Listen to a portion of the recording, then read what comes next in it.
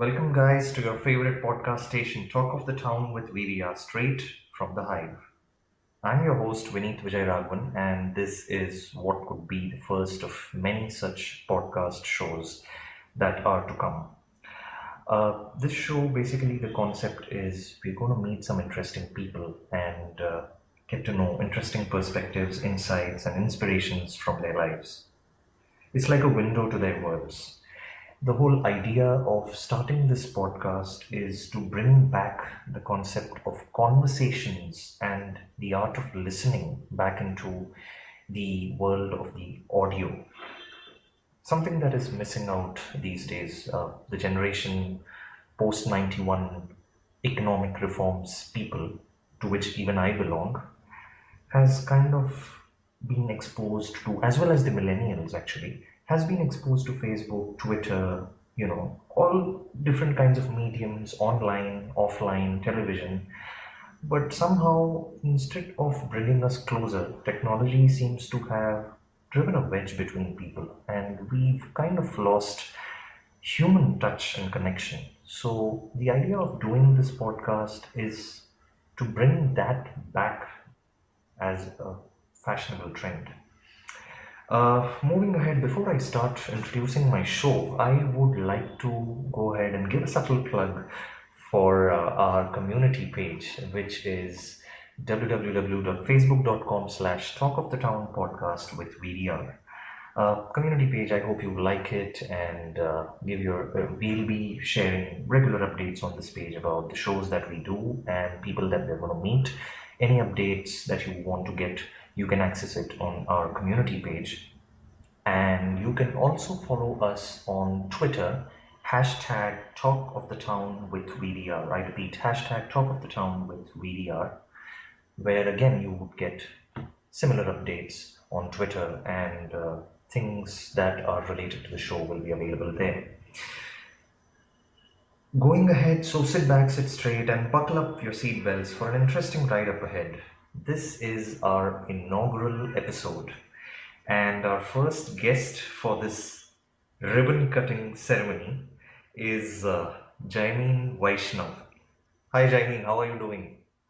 Good evening, Vinith. I'm doing fine, and thanks for the invitation here. Oh, it's an honor for us to have you as well. Jaimine, or I call him Jai as a friend, and his students call him Professor Jaimine. And in case that he succeeds with his endeavor, with his prospective PhD, he could probably be Dr. Jaimine. He goes with the moniker Jaimine Bevoznik. I never really understood why on Facebook. It's something that I have to ask him about a little bit more. Uh, just an introduction about Jaimine for those who don't know. He's a professor of economics, journalism, socialism, and psychology. He's based in Mumbai. He is an anarcho capitalist, something that people would hear a lot about in this interview by virtue, and he's published more than a dozen peer reviewed research papers in esteemed academic journals. He also writes for around a dozen websites as a regular columnist, and he is what could possibly be the first PhD pursuer in India in the field of libertarianism within political science. Am I right with that, Jimmy?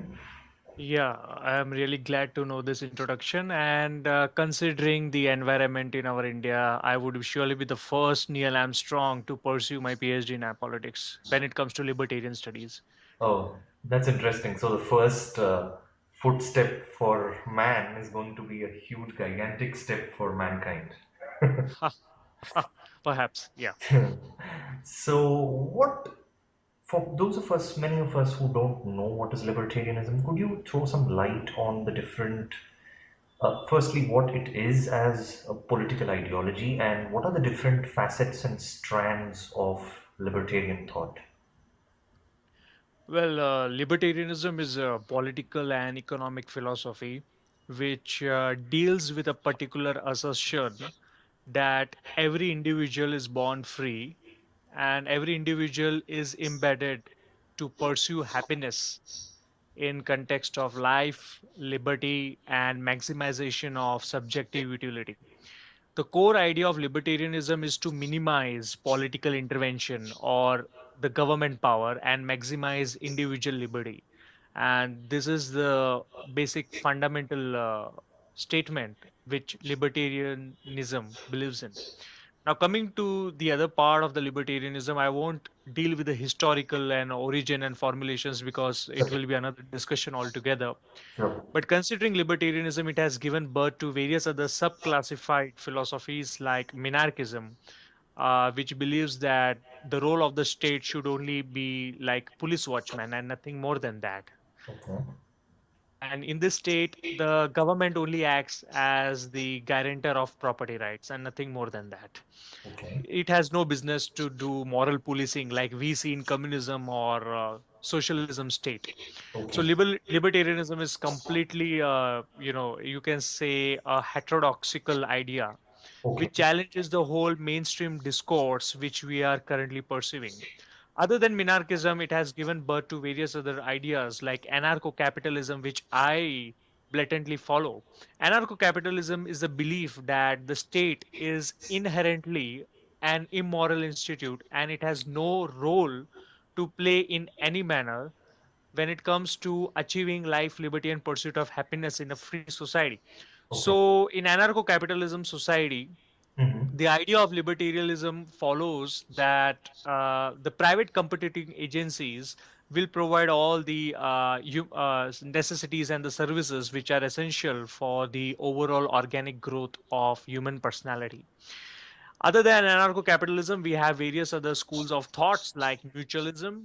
We have anarcho communism, which is inherently a logical fallacy. Right. But libertarianism is completely a good step, a right step in this wrong world. And I believe that libertarianism is the only solution to heal this world. Correct. Oh, I find it interesting how you say heal this world because it kind of a perfectly libertarian society would probably not see any national boundaries in the first place. So, Obviously, other than national boundary, we have to look at the trading section. Like we are all for the fair trade in the name of free trade. correct.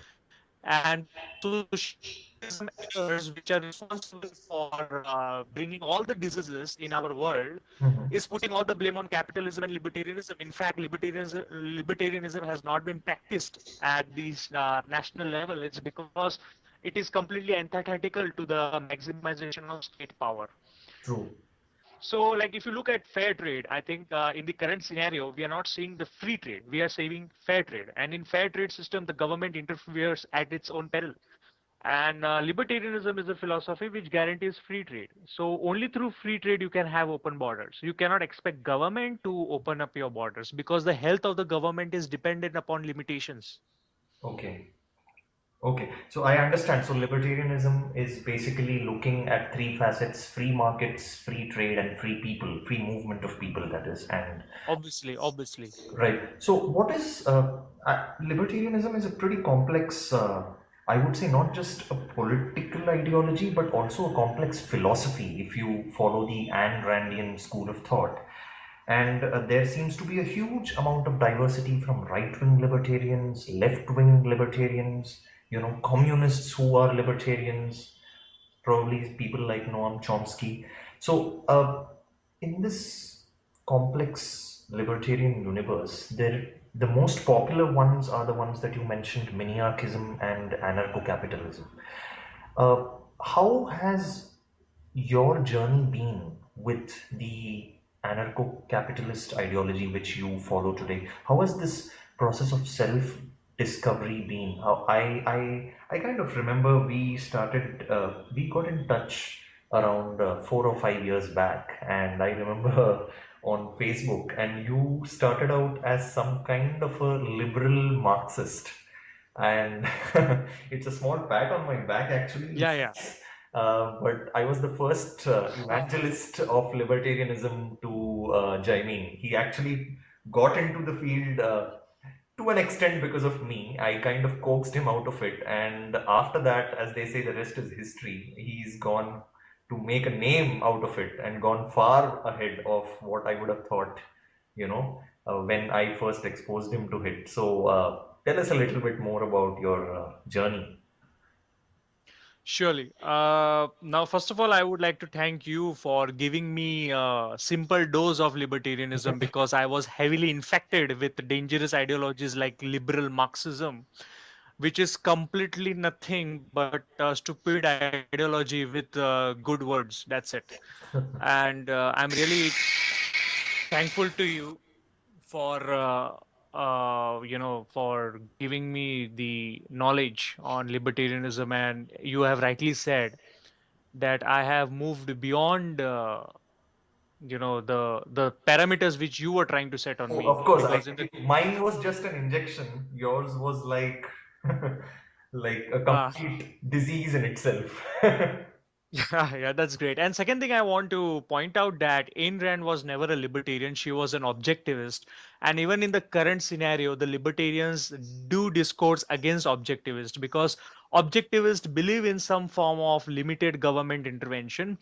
And though the natural rights are inalienable and their system of epistemological foundations when it comes to liberty, it differs from the theory of libertarianism. So Ayn Rand never falls in the category of libertarianism. She is falling in the category of objectivism, which is nevertheless a form of minarchism. And third thing, if you look at the modern history of libertarianism, it traces back to the French Revolution.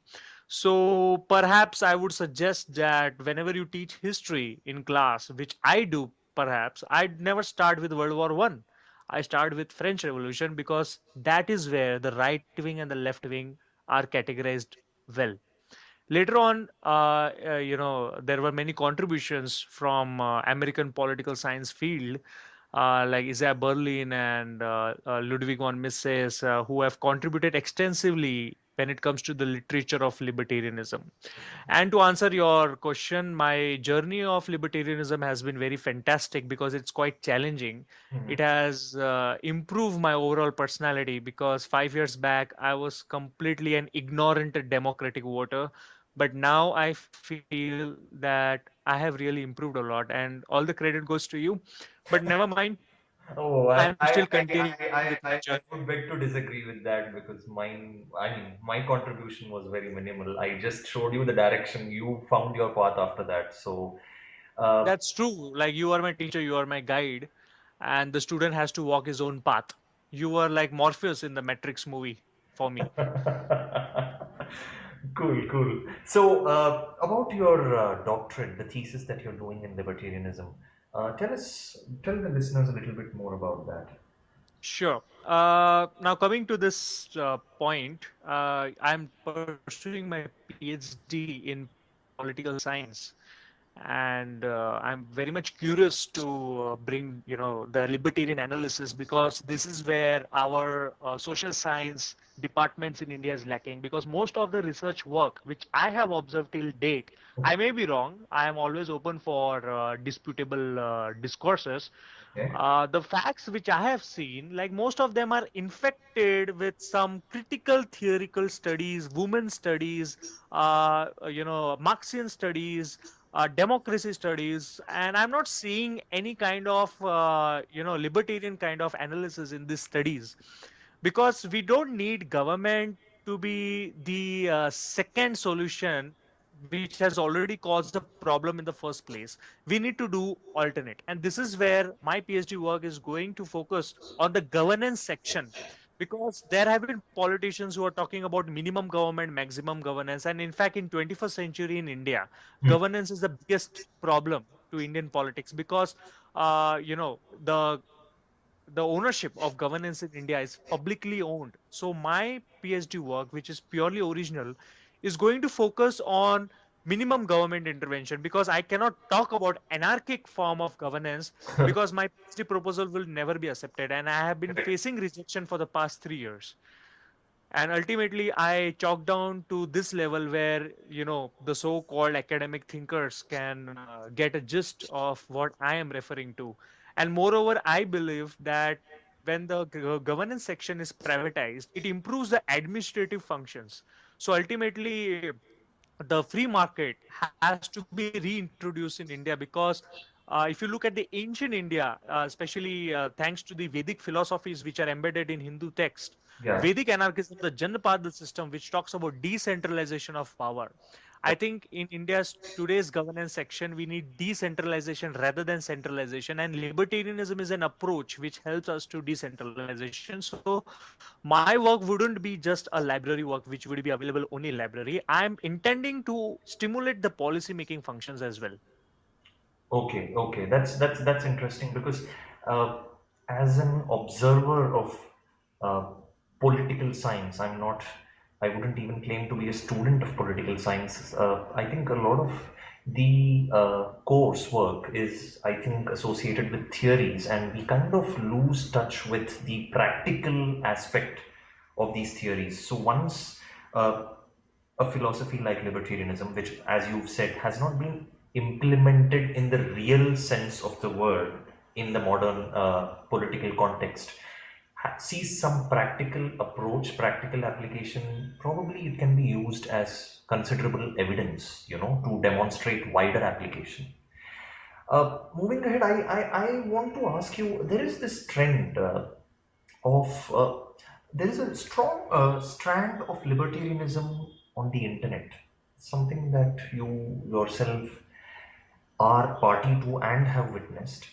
And I feel that there is this, it kind of started sometime in 2008, which is when I took also to an extent, observing these events, where an internet cult came up with the Ron Paul presidential campaign in 2008.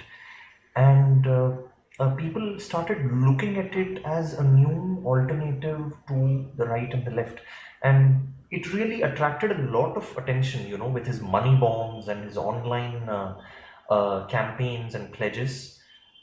He was able to raise a lot of money. So, have there been any specific instances of libertarian parties or political models, maybe even at a municipal level, that have happened in real life in countries or states or counties, and how successful have they been? I know that there's a libertarian party in Costa Rica, which is also a carbon neutral country, a very interesting place to have libertarianism, because environmental ideologies and libertarianism, generally that's the perception, don't really go hand in hand. So are there any models where this has been applied, maybe to a smaller area or large? Libertarianism is playing a good constructive role when it comes to online discussions, and basically there is a misconception that libertarianism is a cult.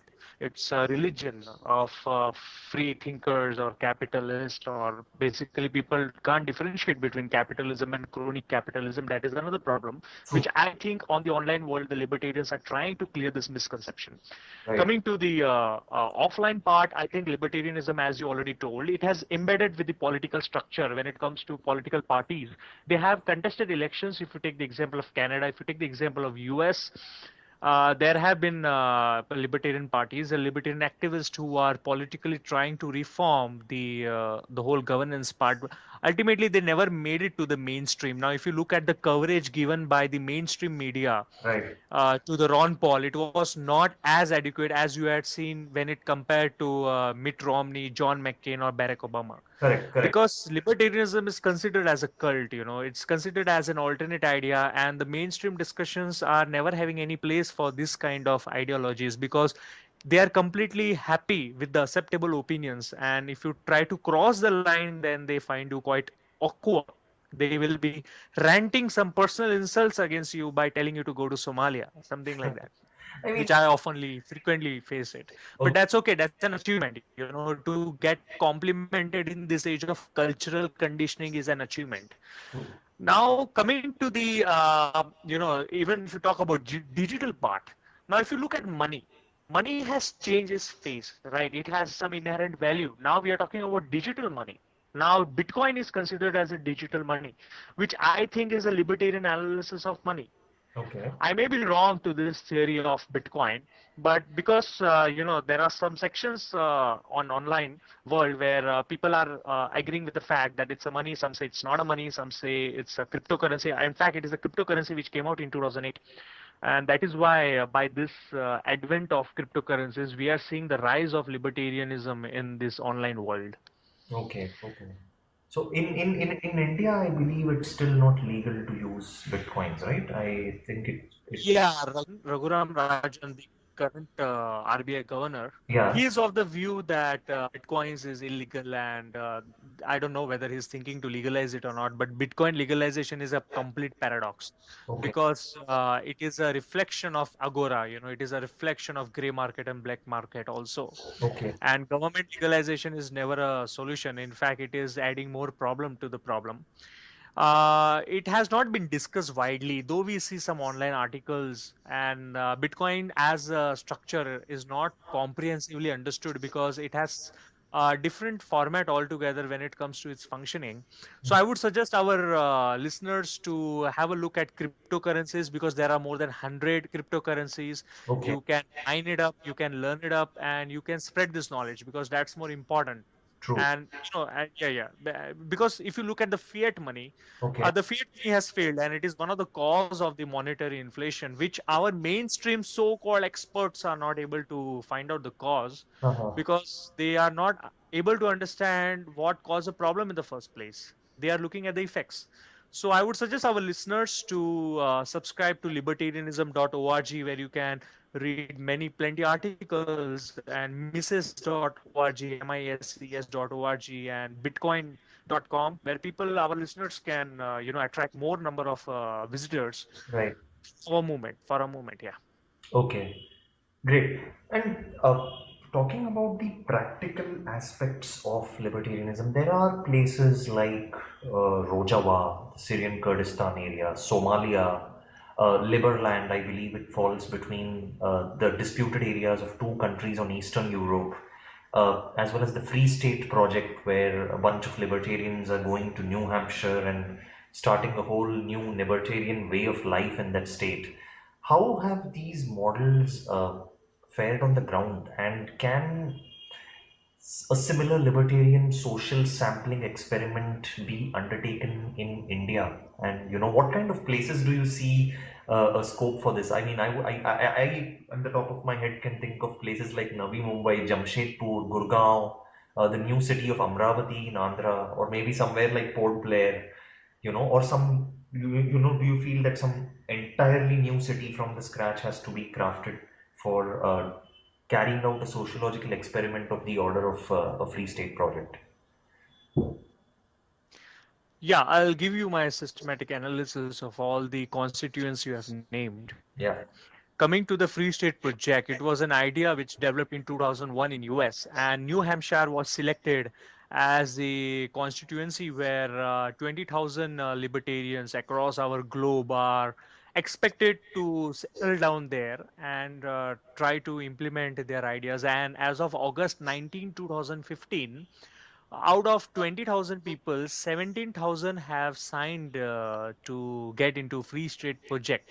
Okay. So I think in the coming months, we are going to see Free State Project being in practice in US because the foundation of US was founded on the principles of liberty.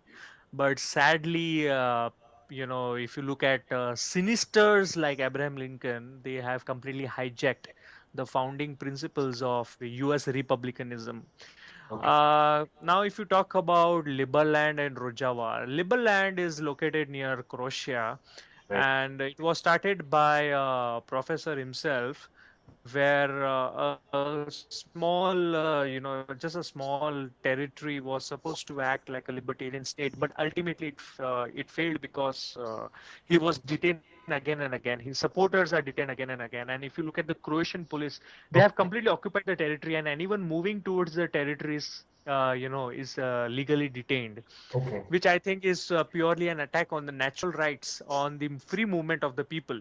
Uh-huh. Now, coming to Kurdistan, or you talk about Rojava. Yeah. Rojava is basically a de facto autonomous region, and The Syrian territory of Kurdistan, that is. yeah. It's a de facto autonomous region, and these people who are fighting the ISIS or whatever you say it, they're basically anarchists.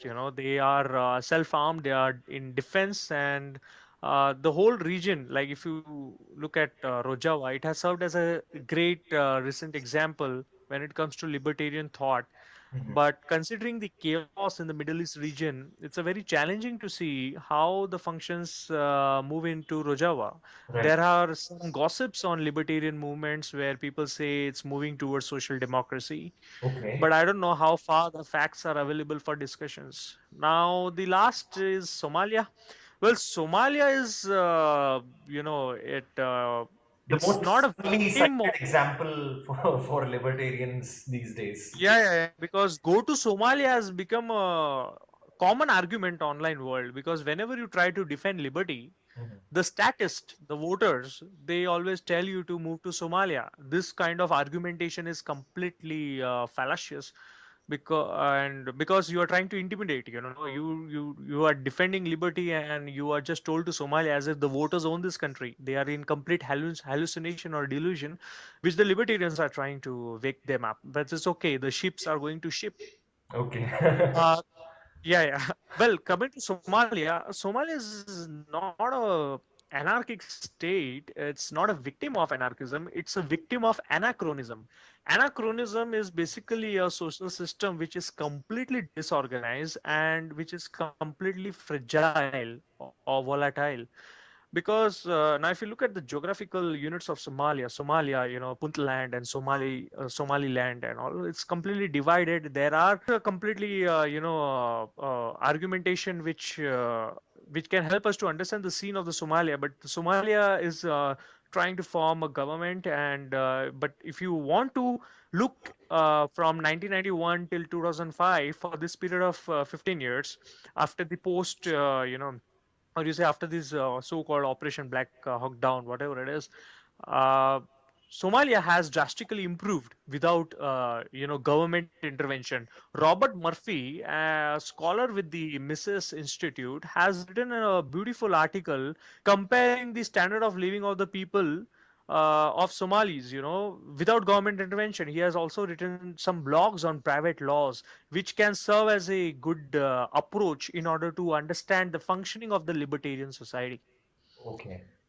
But all of these examples that you cite, especially Rojava, Somalia, Liberland, which fall in a context of a territorial land rather than just a sociological experiment that is a free state project, these are in very in areas where there are certain exclusive conditions which do not really accurately reflect the practical applications of libertarianism because of those specific conditions. Probably uh, a more a land which is already kind of suitable or straight and stable, and you apply libertarianism there, and then you check the output, might probably help in testing this system. I No, going. yeah, I'll come to this point. Like you were talking about its social implementation in some territories which you have named in India. Yeah, See, to start up this venture, it would require separationism. Separationism is like, separating yourself from the mainstream identity. correct. And when it comes to international convention, India is a signatory. It has not ratified the right to secessionism as a fundamental right. In fact, libertarianism also argues in defense of right to separate, because it is leading to voluntary association. Correct. Now you want to migrate to Nicobar Islands, which some tourist, some Indians are even banned to Nicobar Islands because government is a nanny state trying to protect the so-called cultural hallucinators. Suppose you want to go to any territory in New Panvel, okay? Huh. You do go there with the foundational ideology in order to establish a free society like Free State Project. The government will arrest you. The government will arrest you. The reason is because you are trying to create chaos in the country Right. by trying to separate yourself from the mainstream identity. Right. You will be charged under Uh, section 124 A of Indian Penal Code, because you are trying to disturb the government. You are trying to disturb the peace and harmony, the constitutional peace and harmony which is set by the government. right. So it's impossible. Whether you apply the peaceful means or violent means, you will surely go to jail. But is there, like, what I mean is probably not. a completely transformative change, but something like a mini anarchist experiment where you probably are defined within some parameters, and within those parameters you try to maximize freedom, something of that. See, that sounds very sweet. That sounds very sweet. And since our country is so much obsessed with, misleading ideas like democracy and liberalism and socialism, that talking about minarchism is like speaking Spanish in Iceland. Right, So it would be very difficult for us to implement. Whether you talk about enlightened despotism, you may agree with Jean-Jacques Rousseau, who wants to make people free compulsorily. It would be very, challenging, and it would be very argumentative. Because through education, I think we need to first make people aware about the merits, about the pros of free market society, about the libertarianism. Only through grassroots level we can talk about the change which we are cognitively and socially wanting for. And I think it will take time because India is just a 68-year-old nation, and she is completely obsessed with democracy. And like for the 60, I mean, for the 40, 50 years, she was unfortunately blessed with license Raj system. So the transformation is going to be a very difficult thing because not many people are even aware about libertarianism in India. They don't know what minarchism is. Leave right. aside me talking about anarcho-capitalism. Correct. And talking about India, how has the Indian libertarian experience been in terms of writers, bloggers, artists, scientists, people who are involved with different facets and promoting it in their own small, sweet way, in through their work. Yeah. Now, as I already mentioned about Jandapad system or the Vedic anarchism, we had this kind of civilization once upon a time. And sadly, things have changed because change is the law of universe as it is cited by Bhagavad Gita. Now, I'll deal with the freedom fighting, section of India when we were under colonial rule. We had these freedom fighters were called terrorists according to the British administration, and they were the one who were not bringing anarchy, but they were trying to revolve with the changing evolution. uh, you can't They were the previous writers, they were not the bloggers because we never had internet, but they were the writers. They used to write in newspapers and magazines trying to awaken people. If you take example of Bhagat Singh was an anarcho-communist. In his one of his newspaper, Kirti, he used to talk about abolishing capitalism and private property through anarchic means. Okay, And Mahatma Gandhi is also considered as anarchist because he wanted to abolish Indian state, and he was anarcho-syndicalist.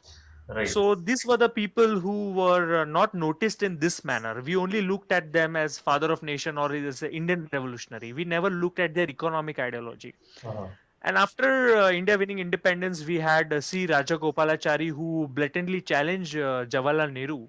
Right, And sadly, he lost. He started his career as a politician with Swatantra Party, which wanted to establish the ideals of minarchism and liberalism. But since we were hopelessly inured with the license Raj system, right, it was difficult for this party to make it to the center, and ultimately this party went defunct. right. And after 80s, we had a few more parties like Jago Party, Lok Satta Party, which are believing in the ideal principles of liberalism. Even in Bombay, 1960s and 70s, we had some Uh-huh. uh, objectivist movement. Right, So it was yeah. Even in Bombay, we had this kind of movement. I'm unsure about the status of this movement, but these were the you know m- you can say a micro level of contributions, or you can say originations of Indian liberalism. right, And after 1990s, due to internet, we are saving some think tank organizations like Center for Civil Society. We have Liberal Institute. We have Indian Liberty Network and all. They are trying to promote the ideals of liberalism. And you have Students for Liberty, which are promoting the ideas like liberty in schools and colleges by trying to organize seminars, workshop. I think education is the best way to make people aware about good ideas like libertarianism and free market society. And on my own, I'm also trying to promote it without any expectations. I'm not funded by Coach Brothers or anyone else. I'm doing on my own because it gives me ultimate satisfaction. Right. Because once we are collectively guaranteed with freedom, we can create a better society rather than bitter society. Okay.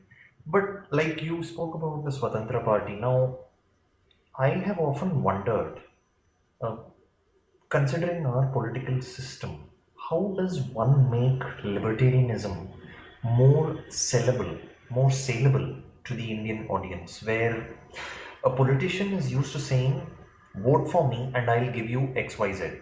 How does one sell the ideology which says, vote for me so that I can do less for you and help you do things better with yourself through, through your own means?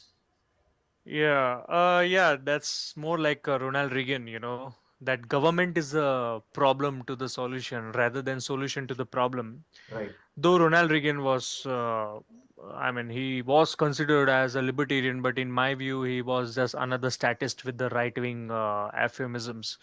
Now, coming to this point, as I said you before, as I mentioned earlier, that education is one of the tool which you can use to change the world. Uh, Education needs to be alternate here. Self-schooling can help, but many people are unaware about this concept called self-schooling, right, because I learned about anarcho-capitalism through self-schooling. You just gave me the idea of libertarianism. It was me who researched more, and this kind of curiosity is required. true, And ultimately, if you look at our textbooks, we don't have ideas like minarchism being discussed about. We are right, only talking about democracy and communism and nothing more than that. And people believe that in political science only these two ideas matter. They right, don't know that there are more than 100 types of ideas. true, That's very saddest part of a civilization, that we have materially evolved, but immaterially we have devolved. true, Uh, Now, if you take the political structure as citing the example of Swatantra Party, we have Freedom Team of India, led by this guy, Sanjeev Sablok, right, who is trying to motivate people about libertarianism, about minarchism. He is a pure minarchist.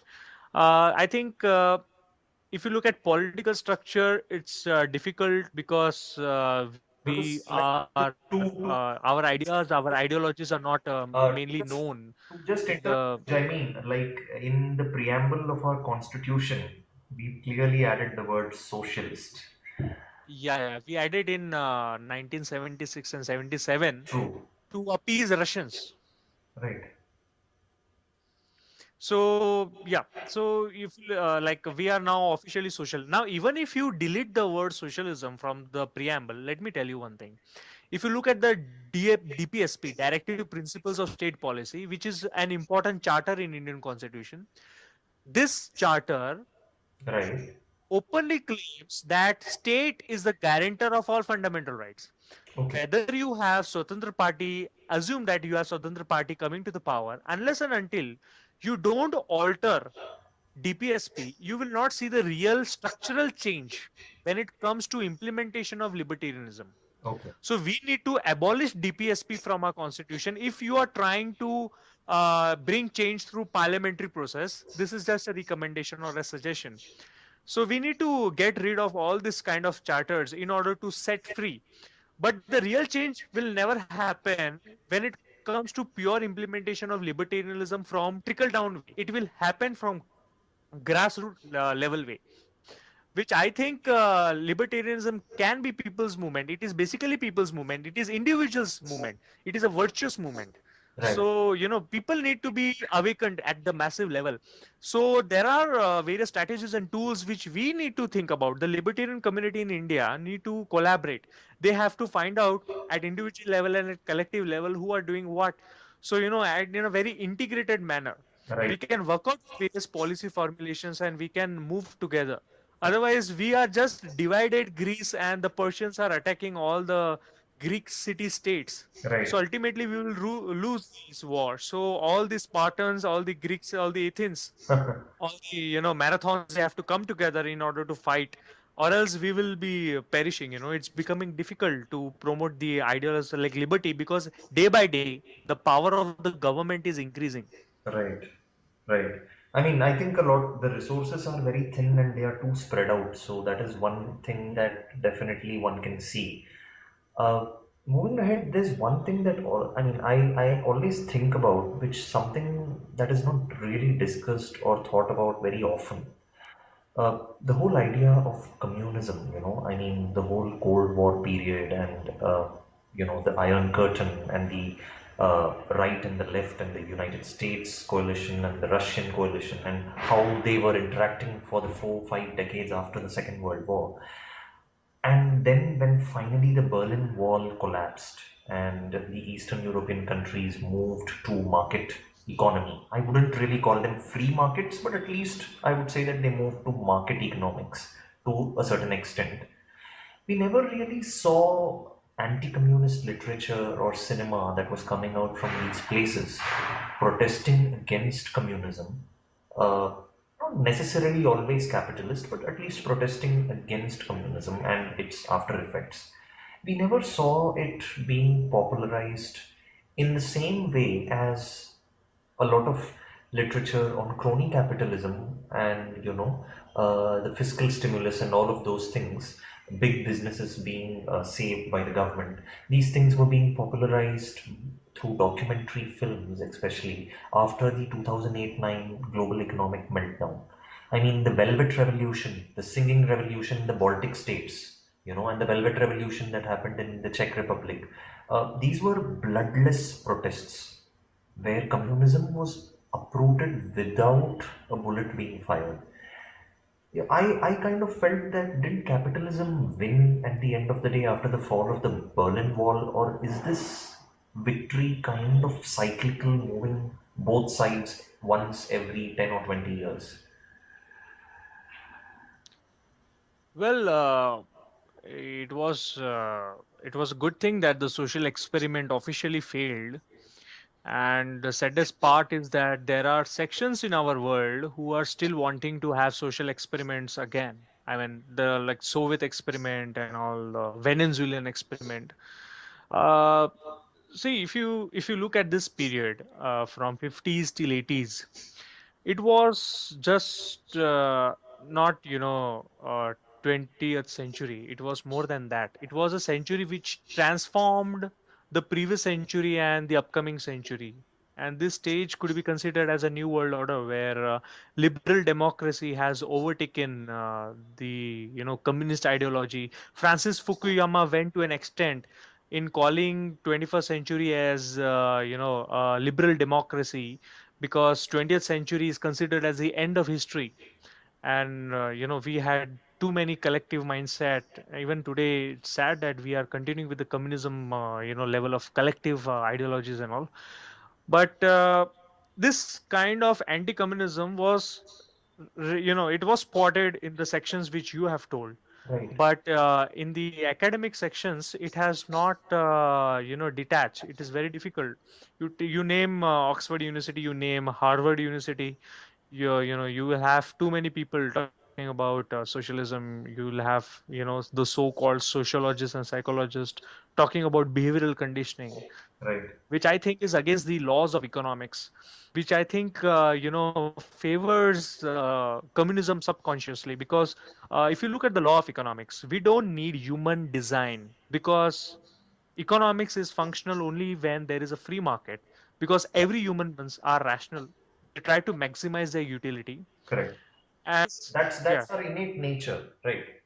in order to maximize utility, you obviously resort to bulletless economy.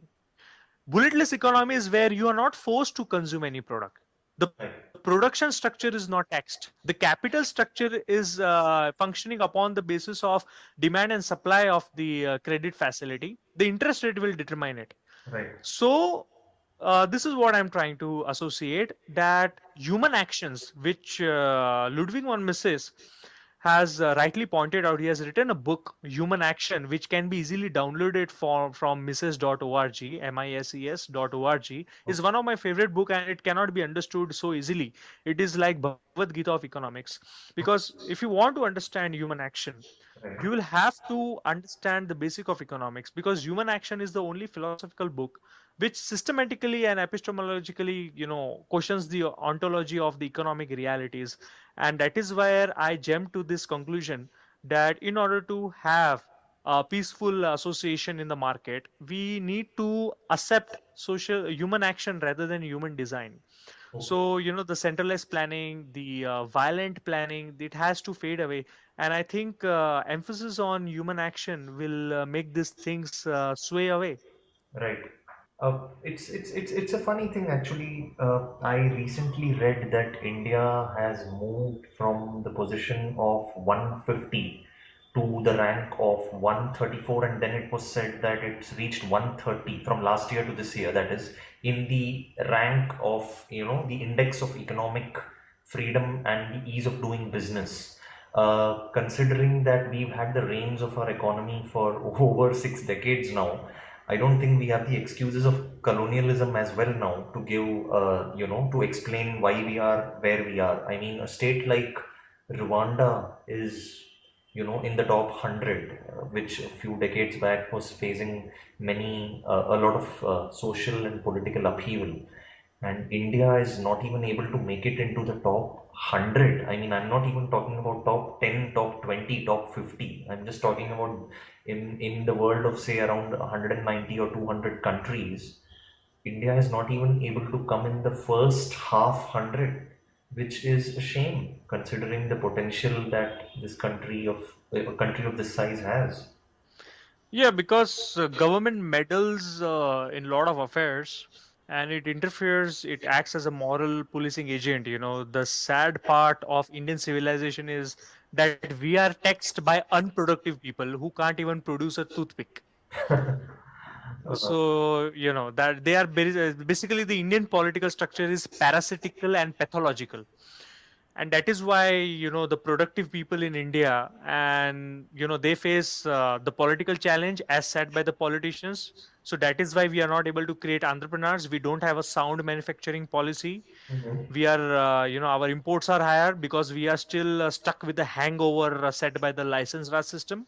Right. So we are becoming a post industrial society. I mean, I kind of find it funny because people from our parents' generation, especially in the 70s and 80s, they kind of look back with nostalgia. I'm not sure if that nostalgia is very positive when they had to wait in queues to get sugar from the ration shops, when they had to wait for a year or 2 years to get a telephone connection, when they had to wait for months in end to get even a scooter because there were so Yeah. many permissions that they had to get. And just imagine today if we were to live in that kind of a state.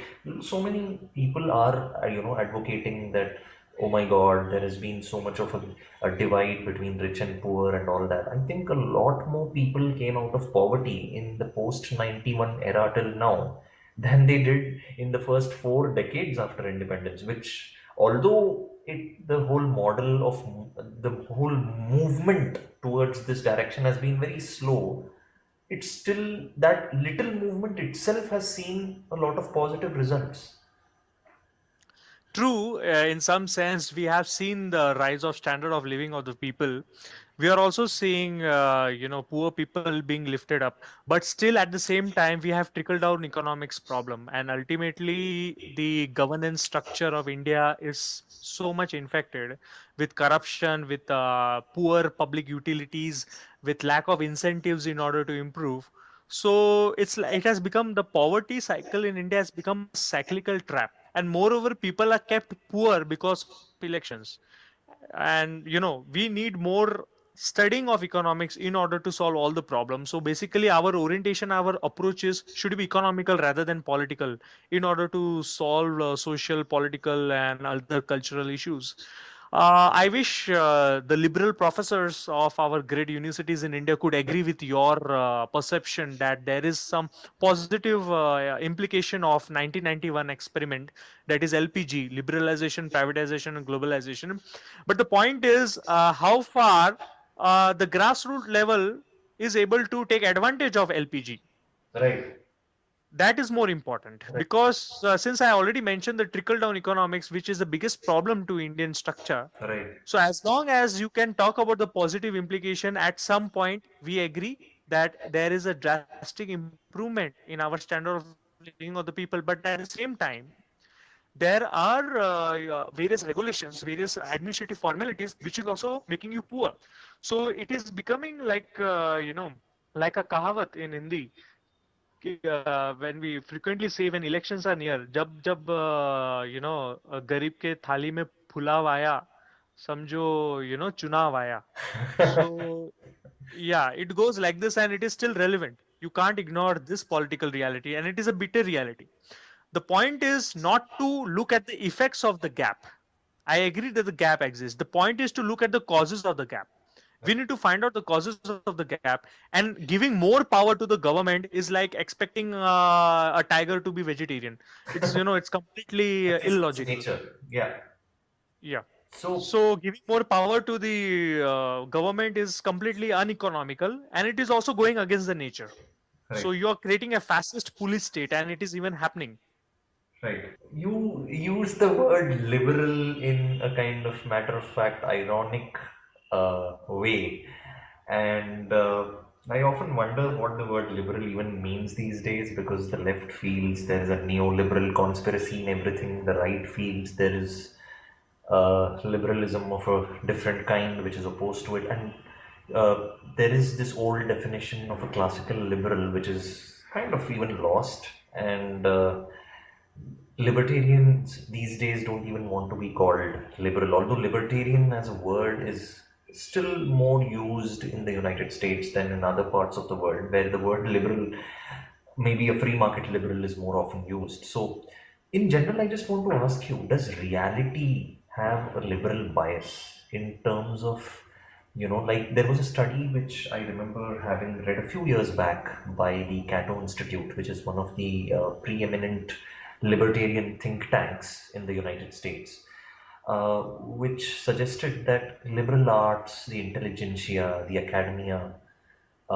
subjects like political science, sociology, history, literature, media, they tend to have a kind of a liberal left wing bias. I wonder what really is the cause of this, because I'm not one of those people who would like to believe that there is some kind of a conspiracy. I think there is something inherently happening which is leading to this assembly line of left wing thought in these areas. Yeah, if you look at just the idea called liberalism, it basically stands for free thinking, responsible actions, and minimizing government intervention. Even Adam Smith is credited for promoting economic liberalism.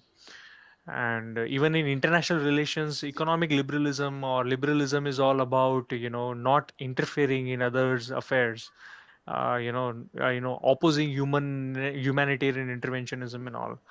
Well, I would say now it has become more like a fashion to adopt the word like liberal, because anyone who thinks he's in 20s, who has just learned to masturbate, he thinks I'm a liberal.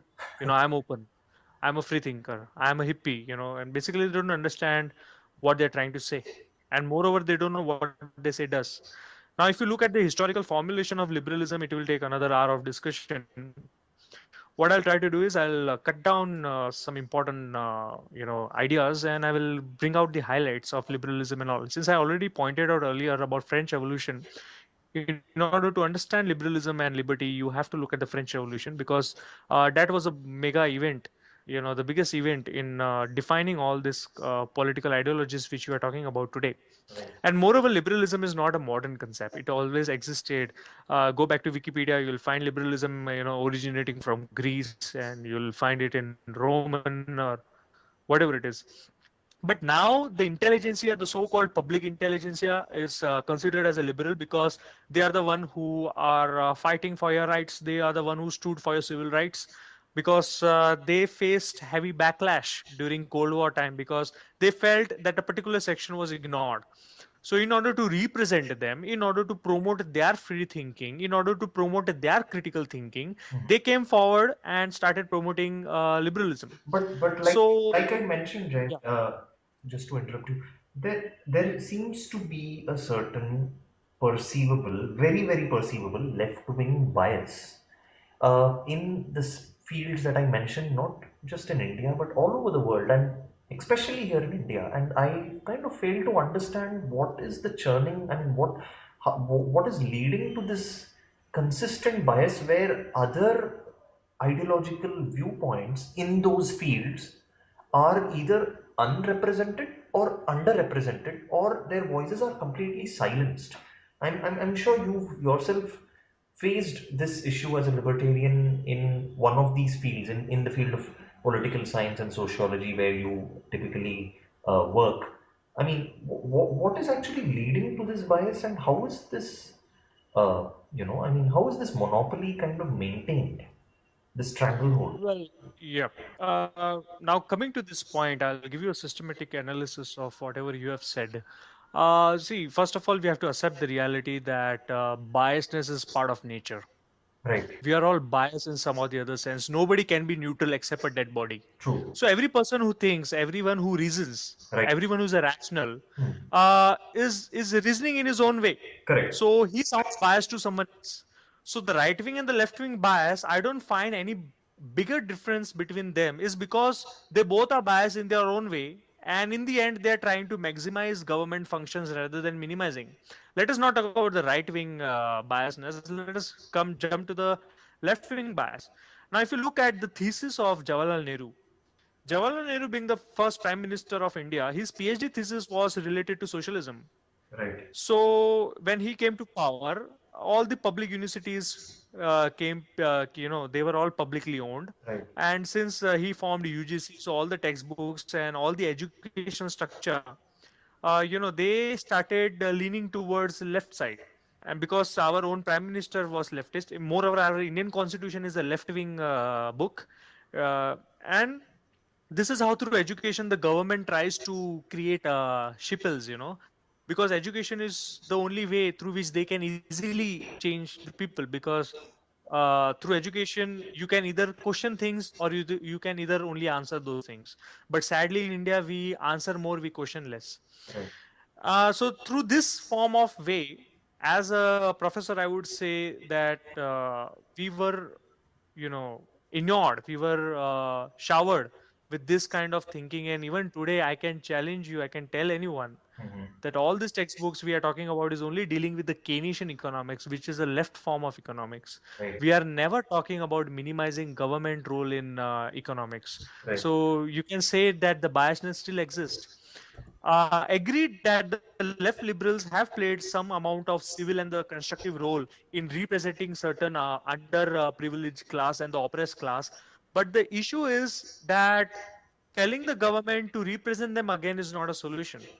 They need to revisit liberalism ideology rather than trying to promote their way of communism fantasies. So, this kind of cognitive change is very much expected from the left side. And moreover, the left side are using arguments in order to, satisfy their own psychological preferences. Correct. It's like they stand with my choice. They talk about, freedom. But the moment you talk about tax choice, the moment you talk about right to separationism, they will behave like right wing, scholars. They will say, no, you cannot have choice, your choice. Like as long as you agree with them, you have freedom of speech. Correct. It's almost like what I call like a left-wing mafia of sorts, where I mean I've heard these instances of professors not picking students for courses under them, or not being mentors for the doctorates, simply because they feel that the person is ideologically of a non-left background. It could be any ideological leaning which is not left. Sometimes there is also this uh, community club between them, wherein left-wing scholars decide, okay, I'm going to cite your work in my next book, you do the same in your next paper, and we kind of massage each other's backs, and of course increase our cross citations, which remains a very credible way of trying to show your academic credentials even today.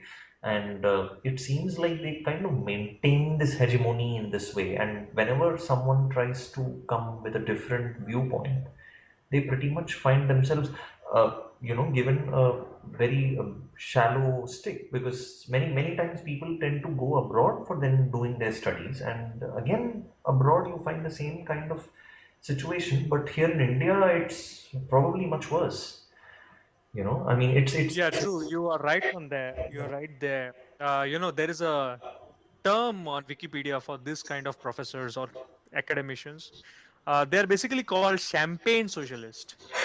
Well, armchairs. I'll explain you what champagne socialist or limousine liberals, I, I limo I like liberals. the word Yeah, armchair socialists.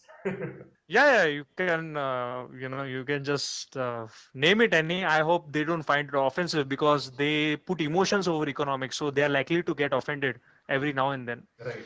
But never mind. Champagne socialism is a term which says that they talk about poverty, but they don't contribute much to the poverty. They will talk about statistical reports on poverty. They'll get it published on Marxist magazines like Economic and Political Weekly or The Hindu, and they will organize some workshops, and they will wear this kurta pajama, go to some villages and talk about poverty and all. Have a big But beer. yeah, their poverty is not digestible without having a plate of chicken. So their poverty is only limited. Their poverty is issues, their Dalit studies, their feminism, their liberal studies is only ideological rather than completely educational. Like I have faced this kind of discrimination. Talk about Jawaharlal Nehru University. It is mini Kremlin of India. My proposal was rejected just because I was critical of Chinese economy. So if I had to appease these professors and I had to get my PhD proposal passed, I have to hail Chinese economy. So we need not look at China. We have communists in our own countries. Oh, And take another example. In Bangalore, there is another Institute of Social and Economic Change. right, Over there, my proposal was rejected, and basically they are trying to promote their all poverty trap kind of theories. right, And latest, my proposal was rejected by Tata Institute of Social Science, right, where I went with a proposal on privatization of roads. right, Now, privatization of road is free market roads where government has no role to play. There is no question or point of public-private partnership even. correct, So privatization of road is absolute anarchy of roads. right, My proposal was rejected because it talks about privatization. If I had to talk about socialization and collectivization, by now I would have been pursuing my PhD from Tata Institute. okay, So this kind of intelligence is very dangerous. Agreed that you can be liberal. I have no issue with people being Marxist or communist, but do not enforce or impose your ideas. correct, Let us voluntarily discuss and create a conducive environment correct, in which we do not, try to act like clowns because, we are all humans in the end. right, We need to make things better. true, Now in the current scenario they are talking about conducive environment. We need a an atmosphere where free speech and expression can be expressed.